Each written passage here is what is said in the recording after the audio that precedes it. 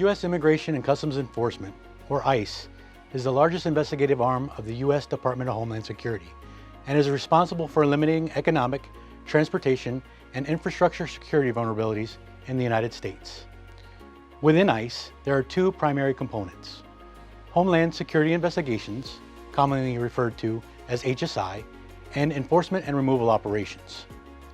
HSI has broad legal authority to enforce a diverse array of federal statutes regarding cross-border criminal activity. One of these areas is investigating online sexual exploitation of children in the United States and abroad. With the COVID-19 pandemic restricting movement, children are spending more time than ever on the internet, increasing their exposure to potential child predators. These predators are using the internet in developing countries to live stream the abuse of children to paying customers around the world. In 2018, HSI Manila established a Transnational Criminal Investigative Unit, or TCIU. The TCIU is composed of HSI special agents, local investigators, and 22 members of the Philippine National Police. These 22 PNP members traveled to the United States in March of 2018 for advanced training on conducting criminal investigations, surveillance, interview techniques, and preparing cases for prosecution. The TCIU also received support from the Philippine National Bureau of Investigation, Bureau of Immigration, Department of Social Welfare and Development, and the International Justice Mission, NGO.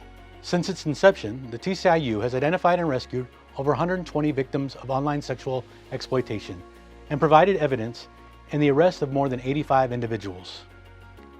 Since the outbreak of the COVID-19 pandemic, 42 victims have been rescued and 11 offenders have been arrested. HSI Manila not only focuses on rescuing children from abuse, we also gather the evidence needed to prosecute offenders in the United States and abroad. The PROTECT Act of 2003 allows for the investigation and prosecution of violent crimes against children and extends jurisdiction to allow for the prosecution of U.S. citizens who live abroad, are engaging in sexual exploitation of children, as well as offenders who travel abroad to engage in sexual abuse of children.